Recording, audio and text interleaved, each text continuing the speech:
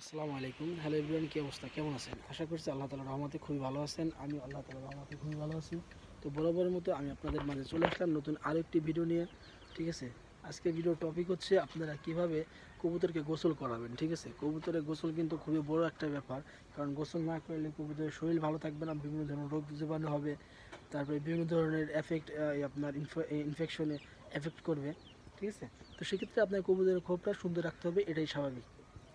তো কিভাবে আপনার কবুতরের গোসল করবেন, কিভাবে কবুতরের গোসল করলে ভালো হবে, কিভাবে কষ্ট করবে, এই ব্যথা পাবে না বা শরীরে কোনো সমস্যা হবে না, সেই বিষয় নিয়ে আজকে আমি আপনাদের মধ্যে বিস্তারিতভাবে আলোচনা করব।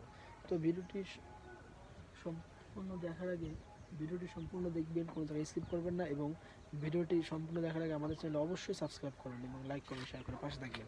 তো চলেন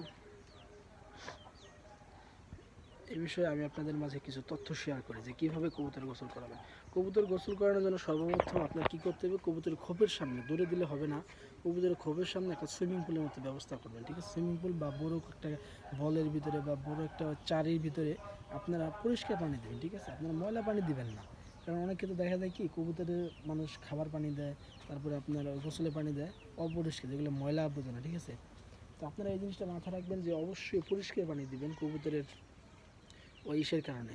কবুতরের গোসলের পানি পরিষ্কার দিবেন, এটা আপনাদের খুবই উপকার হবে পরিষ্কার পানি দিলে। ঠিক আছে, পরিষ্কার পানি দিবেন এবং হচ্ছে কি আপনারা বড় একটা পাত্রে দিবেন, যাতে অনেকগুলো কবুতর থাকলে আপনারা খুবই সুবিধা হবে। ঠিক আছে, কবুতরের সুবিধা।